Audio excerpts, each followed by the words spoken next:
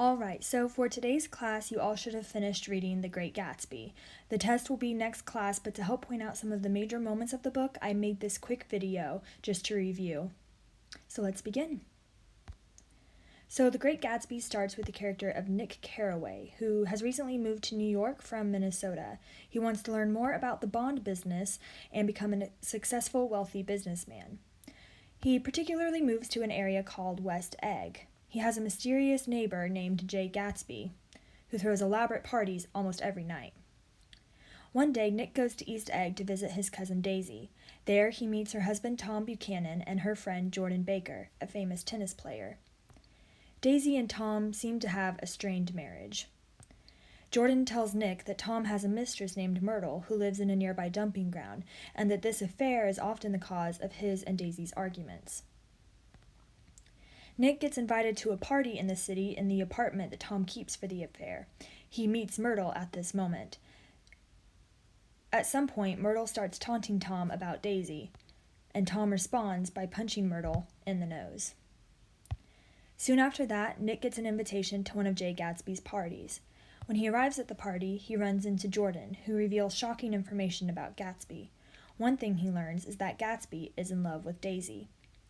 Gatsby asks Nick to arrange a meetup for him and Daisy at Nick's house.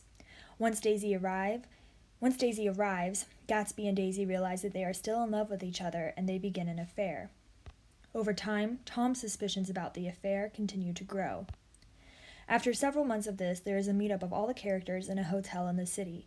There, tensions rise and a fight between Tom and Gatsby ensues. Gatsby then leaves with Daisy and they speed off into the city, with Daisy behind the wheel of Tom's car. Tom, Jordan, and Nick follow after them in Gatsby's car. Once Gatsby and Daisy reach the dumping ground, Myrtle, whom neither of them know, runs out into the middle of the street. Daisy is unable to stop and hits Myrtle, who dies in the street.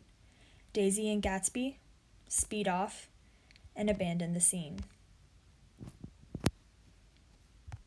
After that, Gatsby takes blame for the murder.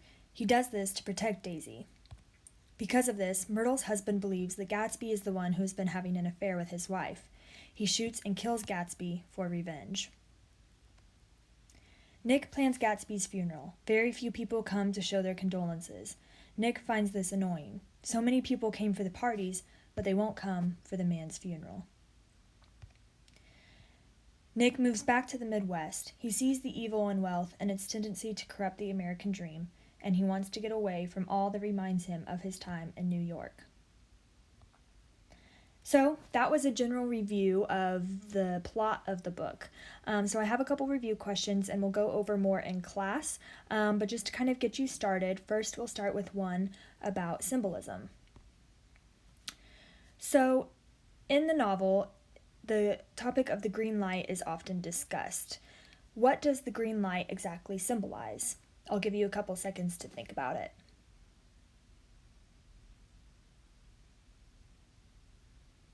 The green light sits at the end of Daisy's dock. Gatsby often sits at night watching the green light.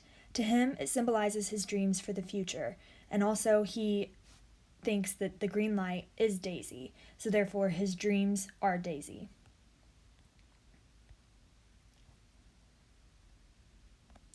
The next question I have is over theme. What does Gatsby's death mean for the theme of the novel? Again, I'll give you a couple seconds.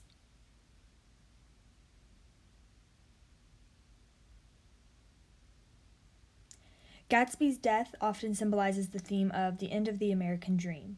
All that Gatsby worked for and was able to get satisfied him for some time, but his true dream, to have Daisy, caused him more trouble and ultimately led to his death. All the wealth that he had gave way to corruption, which we often see in a lot of characters of this novel. The next question is over plot. Who was driving the car that killed Myrtle?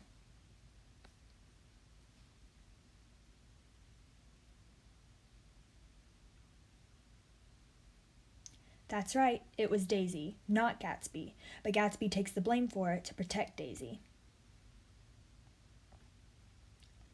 And my last question is over character. What are some of the most important key characteristics of Tom Buchanan?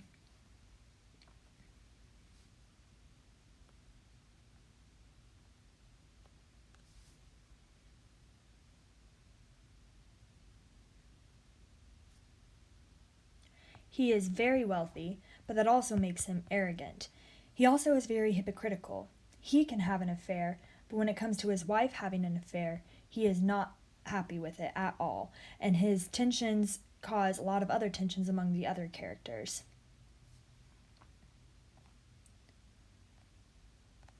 Alright, so that was about the end of my review for this video.